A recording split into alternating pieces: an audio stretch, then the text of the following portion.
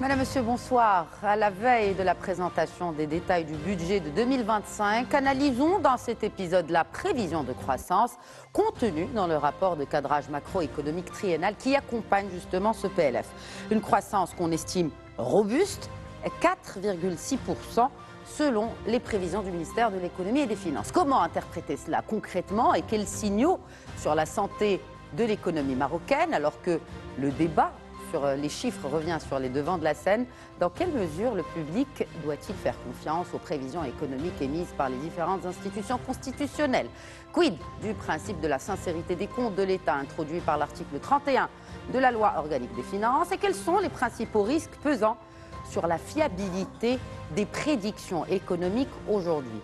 Au-delà des objectifs de performance économique et de leur mesurabilité, la fourniture des données, leur conformité, leur disponibilité constituent des obstacles à la conception, à la mise en œuvre des bonnes politiques publiques. C'est ce qu'on pouvait lire dans le rapport de l'OCDE sur la situation économique du Maroc. Comment les prévisions économiques peuvent-elles être rendues plus transparentes et responsables vis-à-vis du public? Pour explorer en profondeur les enjeux de ces prévisions économiques, deux observateurs et analystes économiques sur le plateau de questions d'actu ce soir. Bonsoir, professeur Zakaria Fiorano. Bonsoir, très heureux d'être parmi vous. Un plaisir renouvelé de vous accueillir pour la première fois pour cette nouvelle saison de questions d'actu. Marhaba bik. Et première fois aussi pour cette nouvelle saison de questions d'actu, première fois sur ce plateau pour Mehdi Faker. Bonsoir Faker et bienvenue à vous également. Bonsoir et merci pour l'invitation. Merci à vous de l'accepter. Croissance. Donc, aux prévisions de croissance pour 2025 à 4,6% selon le rapport d'exécution budgétaire et de cadrage macroéconomique triennal accompagnant le projet de loi de finances de l'année prochaine. Pourquoi un cadrage macroéconomique triennal avant de parler de ces 4,6%? Professeur Ferrano. Très bien, bon, c'était parmi les choses qu'on demandait. Ça veut dire qu'on ne peut plus avoir des projets de loi de finances qui sont étalés sur une année. Il faut avoir plus de temps pour pouvoir exécuter un peu les politiques d'État ou les politiques économiques qui sont en cours. Et donc, automatiquement, nous avons des projets structurants et restructurants de l'économie marocaine. Et donc, il faut avoir, je dirais, sur le plan économique, un étalement sur plusieurs années, 3 à 5 ans. On est à 3 ans sur un plan de cadrage. Je pense que la loi organique aussi le propose sur le plan juridique, mais j'en passe par rapport aux questions juridiques. Mais sur le plan économique, on a besoin d'avoir plus de visibilité sur les années qui vont venir. Parce que quand vous dites visibilité, est-ce que cela inclut la fiscalité? Normalement, c'est une question que je devrais adresser aux fiscalistes oui. sur le plateau. Mais est-ce que ça coule de source ou on est juste sur de la pure comptabilité ou du pur calcul comptable du budget? Écoutez, je ne vais pas discuter, moi, la question, le choix qui a été fait par le gouvernement. Je pense qu'il a pris le choix de faire des réformes qui sont séquentielles. Il a commencé avec l'IS, il est passé vers la TVA. Aujourd'hui, on est sur une réforme de l'IR. C'est un choix politique qui a été effectué. Maintenant, sur le plan économique, est-ce qu'il faut faire une réforme globale de la fiscalité qui doit s'étaler sur plusieurs années ou avoir, je dirais, une réforme qui va je dirais, changer complètement la fiscalité d'État, ça c'est un choix politique. Je ne vais pas rentrer dans ce débat avec le gouvernement. Mais ce qui est le plus important, c'est qu'il faut savoir que le gouvernement, il est en train de mettre en œuvre ce qu'on appelle une politique budgétaire. Comme par exemple la Banque centrale qui fait de la politique monétaire. Ces politiques, on ne peut pas avoir leur impact et leur étude que sur des années. Et donc normalement, il faut avoir une programmation qui s'étale au minimum sur 2-3 ans jusqu'à 5 ans. Et donc ça permettra d'asseoir les politiques économiques et aussi, ça permettra aussi d'avoir une vraie évaluation des politiques publiques dont on parle aujourd'hui. Donc maintenant, si on est sur un plan de 3 ans, c'est très très bien. Ça veut dire que nous avons une certaine visibilité et nous pouvons discuter en fait les choix économiques qui sont faits en termes de politique économique et non pas uniquement en termes de comptabilité, ce qui est fait réellement dans la loi de finances à travers les budgets, les dépenses qui sont faites par département. Aujourd'hui, si on peut discuter sur 3 ans, on va discuter les choix qui ont été effectués. On peut discuter un peu d'économie politique, si on peut dire ça, par rapport aux choix qui ont été faits par le gouvernement. Choix et aussi prévision, c'est un peu notre sujet principal. Ce soir, on parle d'une prévision de 4,6%. Avant de rentrer dans le débat des chiffres, 4,6%, pourquoi, Mehdi Faker? 4,6% versus 3,3%. actualisé, alors que nous avons déjà, enfin, ce qui était prévu au niveau du projet de loi de finances, c'était 3,7%. Ça reste un chiffre politique. Donc il ne faut pas oublier qu'aujourd'hui, les indicateurs qui ont été avancés par ce rapport-là seraient toujours des indicateurs, certes macroéconomiques, mais il ne faut jamais oublier qu'ils ont été émis par l'exécutif. Donc nous ne sommes pas devant un chiffre statistique, mais c'est un chiffre... Par Banque le Maghreb aussi. Alors, si aujourd'hui, je suis en train de pour parler... une fois, Oui. c'est rares fois où les chiffres des institutions, que ce soit Banque le Maghreb et HCP, bon, ce n'est pas le cas pour 2025 ou les prévisions 2025, mais Banque le Maghreb est aligné avec les prévisions du ministère des économies et de l'économie et des finances. Alors, pourquoi j'ai dit politique? Parce qu'il faut oublier que ce rapport qui s'inscrit dans le cadre de la loi organique des finances, il propose des indicateurs comme résultant d'une politique économique et d'action de l'État, que ce soit des chantiers d'État ou des politiques sectorielles. Voilà pourquoi j'ai dit que c'est un chiffre politique. Mais je me pose la question par rapport à un même chiffre qui a été avancé l'année dernière de 3,7% avec une actualisation de 3,3%. Donc là, j'essaie de nuancer en disant que les 4,6%, ce n'est pas de l'acquis, c'est quelque chose qui est prévisionnel, qui devrait dépendre de beaucoup d'aléas, dont notamment la pluviométrie. Il ne faut pas oublier que nous sommes toujours un pays dépendant de la valeur ajoutée agricole qui, parlons prévision, était de l'ordre de 5,9%, mais qui chute à moins 1,8%. En termes d'actualisation, ceci, bien sûr, c'était au niveau du même rapport. Donc là, les chiffres sont bons. L'année prochaine, nous parlons de 11% comme contribution de la valeur ajoutée agricole. Alors là, pourquoi je dis, et j'insiste beaucoup pour en parler, c'est qu'aujourd'hui, le gouvernement propose sa copie pour ce projet de loi de finances 2025, les actions, les dépenses, les recettes et surtout les indicateurs qui devraient résulter de cette action gouvernementale. Donc moi, je pense que c'est des indicateurs qui sont optimistes, et qu'il va falloir bien sûr les suivre de façon très proche, ne serait-ce que par rapport à l'histoire bien sûr de la valeur ajoutée agricole, qui personnellement m'inquiète beaucoup. Quand vous dites qu'il faut les suivre, dans quelle mesure justement le public doit-il faire confiance aux prévisions économiques, compte tenu de leur incertitude, qui découle aussi d'une dépendance d'aléas notamment climatiques, par exemple, de catastrophes naturelles dans d'autres cas, par exemple. Dans quelle mesure on peut faire confiance à ces prévisions économiques? Parce que là, le sujet crée visiblement le débat. Écoutez, depuis quelques années. Oui, absolument. Nouveau, et ça ne date pas de ce gouvernement. Bah oui, il y a quelques La guerre jours, des chiffres, ça datait déjà des gouvernements précédents aussi. Il y a quelques jours, l'OCDE a pointé du doigt cet aspect de data. Et il y a eu une réponse du ACP. Nous avons aujourd'hui une multitude de sources par rapport bien sûr aux indicateurs macroéconomiques. Nous allons certainement avoir plutôt un taux de croissance émanant des institutions internationales, de la Banque centrale, du HCP, de l'exécutif et aussi du centre bancaire de conjoncture. On a tendance à l'oublier. Donc là, la guerre des chiffres... On se demande bien pourquoi on l'oublie. Hein. Oui, justement. Alors l'idée aujourd'hui, c'est de dire, effectivement, nous avons des chiffres. L'exécutif est responsable de ces chiffres. Et je pense que là, en termes d'honnêteté intellectuelle, c'est là, on présente les chiffres tels qu'ils ont été effectivement prévus et on présente les chiffres qui résultent de la réalité. Mais l'écart, elle est tellement énorme que nous nous posons toujours des questions par rapport à la perte. Il est énorme par rapport à quoi, Mehdi Farka? Exemple, valeur ajoutée agricole prévue au titre de loi de finances 2024, 5,9, actualisation moins 1,8%. Attendez, c'est un écart qui est considérable. Et nous tablons sur 11% au titre de la loi de finances. Avec 70 millions, voilà. Avec une prévision de campagne nationale agricole estimée à 70 millions de quintaux. C'est estimatif. Bon, c'est estimatif. Oui. Absolument. C'est la grande question que nous nous posons toujours. Va-t-on toujours continuer à proposer des chiffres qui sont écartés de la réalité? 11% l'année prochaine, en 2025. Nous savons très bien que ceci dépend de la pluviométrie. Oui. Moi, je pense aujourd'hui que l'action gouvernementale, bien sûr, elle est évaluée sur la base de chiffres, mais la pertinence des chiffres est toujours un sujet, bien sûr, qu'il va falloir débattre. Il faut toujours pointer du doigt la pertinence de certains chiffres. Ceci dit, je pense que la copie est une copie qui s'inscrit dans la continuité. Les chiffres qui ont été proposés sont des chiffres qui sont optimistes, certes, mais derrière, il y a une action du gouvernement à travers la continuité, qui s'inscrit dans la continuité, comme j'ai expliqué, notamment bien sûr les 4 priorités qui ont été toujours avancées dans le cadre de la loi de finances. 3 priorités politiques et une priorité technique. La priorité technique qui m'intéresse particulièrement, c'est le maintien de la soutenabilité budgétaire à travers l'entier des marges budgétaires. Ça, c'est le plus important. Vous savez que la matière budgétaire est une matière rigide. Le politique aurait peu d'influence sur le budget. Le budget, c'est des calculs.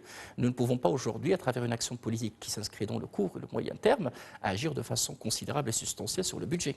Voilà pourquoi ce qui est encore prévu au niveau de l'année 2025, c'est une réforme de la loi organique des finances.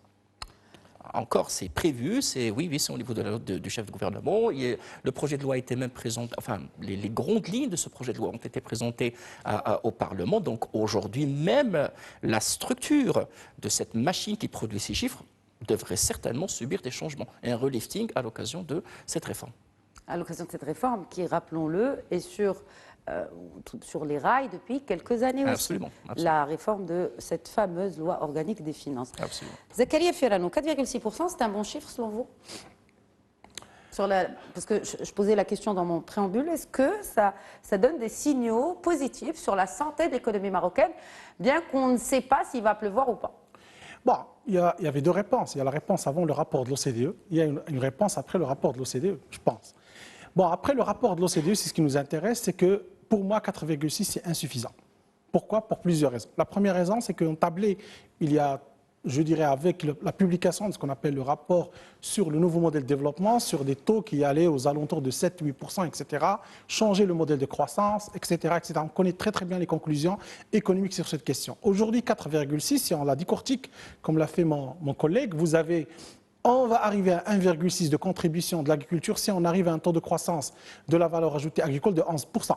Et donc là, qui est ça normalement dépendra... une année exceptionnelle. 11%. Non, c'est normalement 70 millions de quintaux. Ça veut dire qu'on sera dans la moyenne.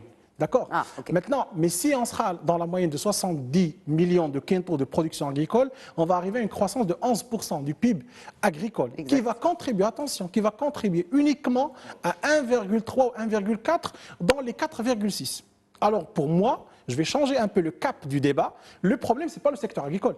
Le problème, c'est le secteur non agricole.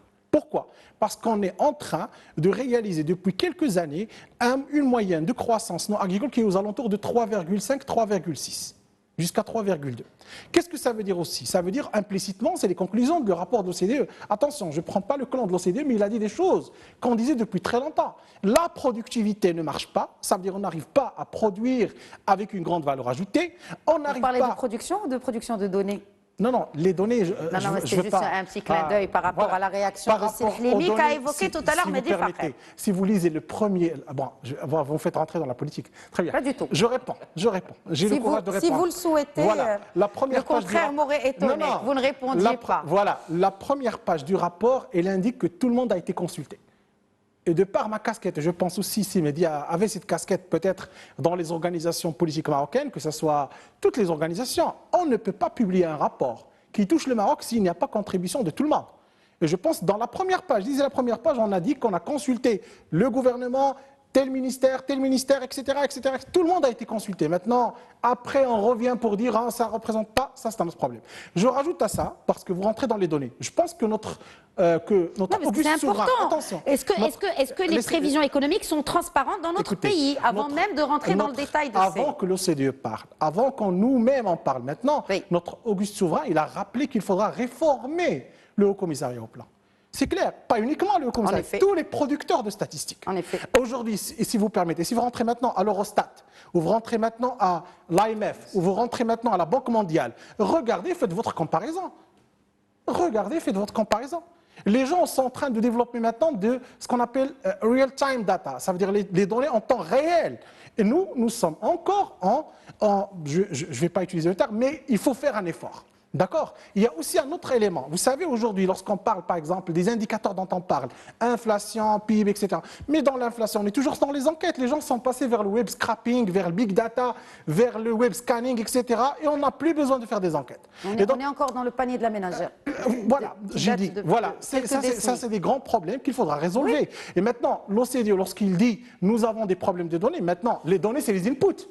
Attention, lorsque vous me parlez de 4,6, comment on l'a compilé? Vous avez des modèles. On peut discuter ici un peu de techniques statistiques par rapport aux modèles qui sont utilisés. Ces modèles, ils ont des inputs, c'est les data qui sont utilisés, ils vont se donner des outputs. Aujourd'hui, si Fakir l'a dit de façon très intelligente, lorsque vous donnez un modèle 3,7 et vous lui dites donnez-moi une prévision avec une hypothèse que vous aurez une augmentation, mais il va vous donner 4,6. Maintenant, le problème, c'est pas ça, c'est de voir un peu quelles sont les données input qui sont utilisées, quelle est leur fiabilité, quelle est leur transparence. Et je pense que ici, dans l'émission, dans sa version précédente, nous avons dit, et vous vous souvenez, nous avons dit il faut qu'on ait ce qu'on appelle un conseil de prévision nationale pour pouvoir, je dirais, statuer sur les prévisions qui sont établies et qui permettent un peu de mettre en place les politiques économiques qui sont en vigueur. Maintenant, permettez-moi de revenir Est-ce que c'est pas... Non, attendez. Oui. Ce que vous dites, c'est que de créer un autre organisme qui ferait un peu doublon avec le travail du HCP, parce que c'est un peu le travail du HCP aussi. Non,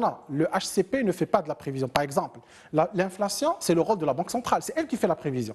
Le HCP, il produit le IPC, ça veut dire l'indice des prix à la consommation. L'indice des prix à la consommation. Donc, Il y a des prévisions de croissance qui sont émises aussi par le HCP. Oui, tout à fait, oui. Vous avez raison. Mais donc il y a de la prévision, il y a un travail de prévision. Il y a le ministère des Finances, vous avez des think tanks qui font ça, vous avez des chercheurs qui font ça. La Banque mondiale, le FMI, mais moi je parle, l'OCDE. Tout à fait, moi je parle d'un conseil qui va mettre en place, je dirais, une façon de gouvernance des prévisions qui rentre dans les politiques économiques. Aujourd'hui, vous rentrez dans le Parlement, vous ramenez des prévisions. Il faut qu'il y ait un consentement sur ces prévisions. Est-ce que ça rentre dans la sincérité du budget où le législateur organique a introduit le principe de la sincérité des comptes de l'État? C'est l'article 31 de la loi organique des finances qui précise que, je cite, « Les comptes de l'État doivent être réguliers, sincères et donner une image fidèle de son patrimoine et de sa situation financière. » Fin de citation.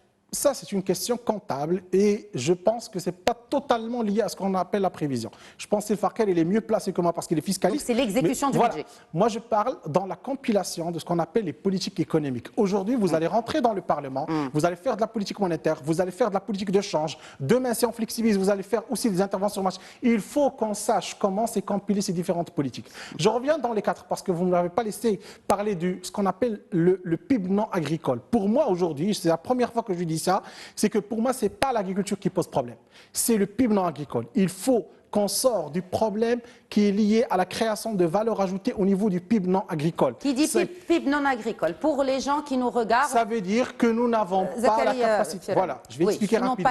Nous n'avons pas la capacité d'avoir une production qui génère une valeur ajoutée élevée, que ce soit en interne ou aussi à l'exportation. Ça, c'est des problèmes qui sont liés, ça a été cité dans le rapport de l'OCDE. C'est un problème de capital humain, de technologie, de recherche et développement et également de problèmes structurels qui sont liés à l'infrastructure économique et aussi des entreprises publiques. Voilà. Donc là, on a un problème du privé et du public. Mais c'est normal. Regardez le public. Non, mais parce qu'on pointe du doigt tout le temps. C'est le gouvernement, c'est la faute au gouvernement, c'est la faute aux politiques publiques, c'est aussi l'implication du secteur privé dans la création de valeur. C'est important de le rappeler. Ouais. Quels sont les investissements qui sont opérés par ces acteurs privés et qu'est-ce qu'ils produisent? Est-ce que l'immobilier produit de la valeur ajoutée dans notre PIB? J'ai juste mis ça entre parenthèses. Mehdi Fakir. Alors, peut-être que je ne suis pas trop d'accord avec ces Zakaria. Pourquoi? Le PIB agricole, il a une influence terrible par rapport, bien sûr, à la valeur ajoutée de notre économie. Et l'influence n'est pas arithmétique. Je suis d'accord avec vous à 100% sur le raisonnement arithmétique. Mais n'oublions pas que l'année actuelle, c'est une année catastrophique en termes de taux de chômage. Parce que l'effet désastreux, en quelque sorte, de cette... nous parlons quand même de 3,7, enfin 3,3% quand même, qui reste plus ou moins un taux honorable. C'est la croissance enregistrée pour 2024. Absolument. En tout cas, prévision encore, 2024 n'est pas terminée. Mais l'influence de l'agriculture sur le monde, et le périmètre rural, et sur l'économie de façon générale, je ne veux pas emprunter, je dirais la fameuse citation du général Lyoté. Gouverner au Maroc, c'est pleuvoir. Et pleuvoir au Maroc, il a une influence terrible sur la confiance et sur la consommation. Il ne faut pas l'oublier. Est-ce que ce n'est pas plus mal d'être optimiste sur les chiffres de croissance? Comme ça, peut-être que ça donnerait confiance aussi aux acteurs économiques. Attention, les chiffres... Je mets ça ici. C'est une hypothèse. Attendez, les chiffres, c'est quoi? Les chiffres, ce n'est pas l'aspect arithmétique. C'est aussi l'aspect socio-économique et sociétal. Et politique. Politique, bien sûr, aujourd'hui, le taux de chômage est alarmant. Le gouvernement reconnaît qu'il y a un sujet au niveau de l'emploi. Un cabinet international de renommée a été consulté par rapport à ce On sujet. n'a pas besoin d'un cabinet pour voir que les jeunes sont mécontents. Oui, oui, bien Avec sûr, ce les qui se passe manifestations. à ça aujourd'hui, c'est vraiment c'est un exemple criant, sans passer par des cabinets d'études ou de consulting, où j'en passe, pour comprendre qu'il y a un problème avec les jeunes aujourd'hui. Absolument. Au chômage. Aujourd'hui, l'effort financier de l'État est orienté avant tout pour servir nos concitoyens. Et si aujourd'hui nous avons des manifestations aussi inquiétantes, effectivement, de cette inertie de l'action gouvernementale, il faut en parler. Donc aujourd'hui, il ne faut pas se réjouir en disant qu'on va passer de 3,3 à 4,6, alors que nous avons des sujets de fond. Alors pour moi, l'agriculture, c'est un sujet de fond. Merci, il y a des programmes quand même qui sont lancés Oui. par le gouvernement. Attendez. Je me mets peut-être, je ne fais pas l'avocat du gouvernement, mais il y a des programmes, il y a des budgets, puisqu'on parle de PLF, Oui, on parle de il y a des budgets qui sont destinés justement à éponger ces pertes d'emploi. Alors aujourd'hui, les chiffres sont là. Moi, lorsque je dis inertie, dans le sens où l'action gouvernementale devrait, dans les meilleurs délais, répondre aux aspirations de nos concitoyens. Nous avons quand même un taux qui est terrible. Comment? Nous avons les 13,7%. Non, comment répondre? Alors, oui, Il me reste exactement. un peu moins de 5 minutes avant la Absolument. fin de l'émission. Absolument. Comment? Quelle est l'alternative, Non, selon vous, Mehdi Fakir? L'alternative, c'est de revoir les modèles. Aujourd'hui, nous ne pouvons pas continuer à dépenser de l'argent et à recouvrir de l'argent de la même façon et avec le même mindset. Aujourd'hui, il faut reconnaître qu'il y a un problème de modèle. Je suis d'accord avec Cissé Kallié, il faut reprendre les conclusions du nouveau modèle de développement et reconnaître aujourd'hui que la solution, c'est une solution structurelle. Ce n'est pas une solution de dépense. Ce n'est pas en allouant des crédits par-ci, par-là qu'on va éponger des problèmes aussi graves. L'élite aujourd'hui, vous parlez des chiffres, vous parlez un petit peu des institutions, c'est ça le grand problème. Nous avons des chiffres de l'exécutif, mais j'ai des constats alarmants et j'ai des alertes partout, notamment de la part d'institutions qui sont constitutionnelles, telles que le Conseil économique, social et environnemental. Donc c'est ça le dilemme aujourd'hui. Est-ce qu'aujourd'hui on peut se réjouir des chiffres? Ils sont des chiffres qui sont extraordinaires ici, des choses qui sont extraordinaires. Nous parlons d'une réforme de l'IR qui va permettre un petit peu d'alléger la pression fiscale. Nous parlons de la fiscalité verte. Nous parlons également de la fiscalité des hydrocarbures. Nous parlons de telles de choses qui sont excellentes. Mais aujourd'hui, la question est est-ce que ceci apporterait les réponses adéquates à des sujets qui sont alarmants? Est-ce que vous pensez que ce PLF, il répond? Est-ce que ce PLF, tel qu'il a été conçu avant, parce que il faut le dire, cette note de cadrage, elle est extraordinaire. Elle est extraordinaire. Elle a été publiée avant les premiers incidents à Ceuta, où on voit vraiment que cette jeunesse marocaine aspire à plus, il faut le dire, ou peut-être on pourrait revoir la copie avant la présentation, Inch'Allah, du PLF. Cette note, c'est des orientations. Oui. Le rapport, il présente un avant-goût. Le PLF, on ne l'a pas encore. Le PLF, non, justement. Est-ce qu'il pourrait y avoir des changements pour ajuster le tir vis-à-vis de ce qui se passe aujourd'hui? Il faut sortir de la monotonie et de la même, je dirais, le même logiciel. Il faut une loi de finances audacieuse sur le plan politique qui apporterait des signaux politiques forts. Un exemple, Mehdi Fakir. Augmenter les budgets alloués à l'insertion professionnelle. Aujourd'hui, je ne peux pas parler de Foursam, Aourache et ainsi de suite comme étant des programmes qui sont limités dans le temps et dans l'espace. Il faut vraiment une campagne nationale, un sursaut gouvernemental pour répondre aux aspirations de ces jeunes. Je pense qu'il y a... À long terme. Bien sûr, immédiatement déjà sans délai. Attention, il faut des signaux qui sont forts pour donner bien sûr à notre population et puis par la suite concevoir des programmes qui ne sont pas limités dans le temps et dans l'espace, avec des budgets qui sont conséquents. Je pense qu'il y a urgence. Il y a urgence et il y a aussi urgence budgétaire. Est-ce qu'on a le budget pour Zakaria Ferrano? C'est très complexe, c'est très compliqué. Voilà. Permettez-moi juste de décomposer un peu les 4,6 dont on a commencé à parler en termes de prévision. Si on les décompose, on va trouver que la formation brute du capital fixe ne représente que 0,8%. Qu'est-ce que ça veut dire? Ça veut dire que l'effort d'investissement qui a été fait par le gouvernement, 300 milliards, 350, 280, ça ne permet pas de générer la valeur ajoutée qu'on aimerait avoir. Ça contribue que de 0,8%. Par contre, la consommation interne, que ce soit des ménages ou du gouvernement, ça contribue à plus de 3%. Voilà ma réponse.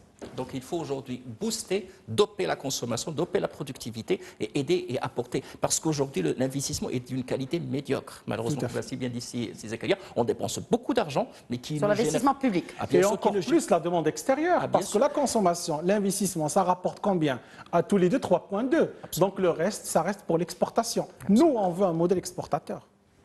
En tout cas, les intentions sont là hein, pour un modèle exportateur. On le voit et on le voit parmi toutes les déclarations La des charte différentes. d'investissement n'a pas encore été complétée. Absolument. Nous attendons la composante. Notamment pour les TPME. Non, notamment pour l'internationalisation. C'est ça ce qui crée la richesse. C'est ça ce qui révolutionne la destinée des économies. Notamment l'export et l'internationalisation. Nous attendons toujours cette composante.